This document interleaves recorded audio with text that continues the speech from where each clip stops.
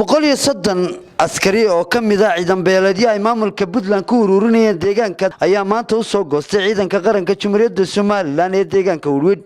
Waxa munaasabadaasi ciidankaasi lagu soo dhaweeyay ka qayb galay taliyaha ciidanka qaranka ee deegaanka Woodward gaashaanle dhexe Cabdullaahi Maxamuud Dagaweyne iyo waliba egas wasiirkiisa Cabdi Yuusuf oo ka mid ah siyaasiyiinta ka soo jeeda gobolka Buuhoodle ayaa labadooduba halkaasi kala hadlay oo noqday markii horena عادة أقولتك باشي بولين قرمينتي هورا كان كاغي إيا غير وحي لنبدابا واسو دوينينا ولا الليال كسو دوادا دقاكيني واد عرقتين وحي اللي لدى معصنا واد عرقتين نبا وحي أورجري إلهو أحذر نوقدك إلهو أحذر نوقدك أحذر نوقدك وحويان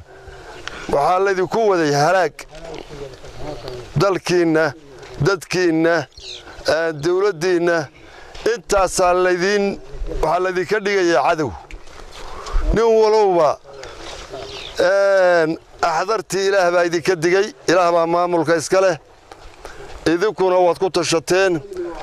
والذي الله ريمي سيدا سادية ليسان بالليلي نولو واحد كبلابسا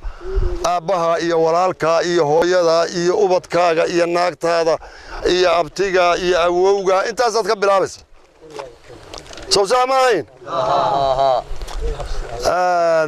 وحاوية إلهي وايدي كثنست دريس كان إنا تسكدكتان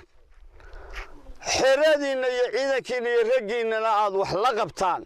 حقوق دينا انتان رادينا عاد نو سبرتان انتا ما يقبلن قاديسان انا اني كبلن قادو ان انا جيد دير يا جيد قابن اني تليها ciidanku aan meel walba u fuulo aan idin marro wixii xabadii iyo wixii inuu kala dhacayna waa saamax soo isma saamaxnade